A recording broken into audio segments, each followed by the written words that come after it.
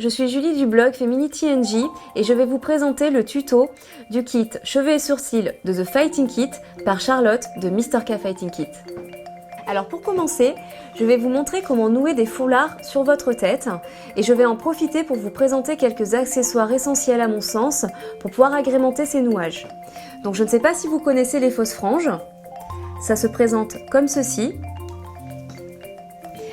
Donc certaines existent avec un serre-tête pour tenir bien sur la tête, sinon il suffit de la glisser sous le foulard et grâce au nœud, ça tiendra.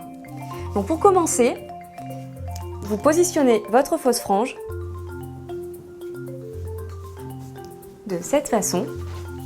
Ensuite, vous positionnez le foulard derrière votre cou et il faut que de chaque côté, il y ait la même longueur de tissu. Vous continuez en mettant une partie du foulard sur votre tête de cette façon. Ensuite, vous croisez derrière votre cou.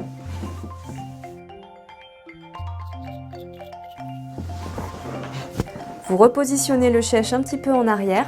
Ensuite, vous faites un nœud au-dessus de votre crâne.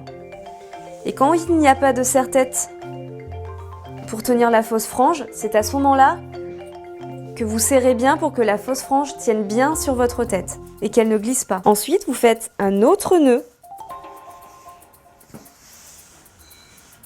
de cette façon. Et ensuite, vous venez terminer votre nouage en faisant un nœud du côté où se situe votre porte-à-4 pour cacher parfois la petite bosse disgracieuse que ça laisse. Une fois que vous en êtes là, vous pouvez même ajouter un petit accessoire, une petite broche par exemple, soit à ce niveau-là, soit à ce niveau-là, dans le nœud. Alors mes foulards, je les achète chez American Vintage. Je choisis le modèle Moody parce qu'il est en coton crêpé. Alors le coton, ça n'irrite pas le cuir chevelu et le fait que ce soit en coton crêpé, ça permet que le nouage tienne du matin jusqu'au soir.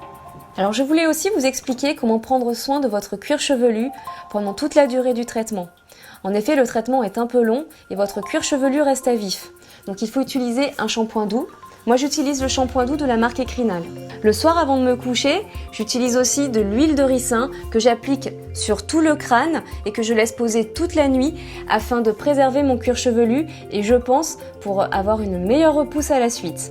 Pour terminer, je voulais vous parler de la marque Revitalash, qui à mon sens est très importante après la fin des traitements.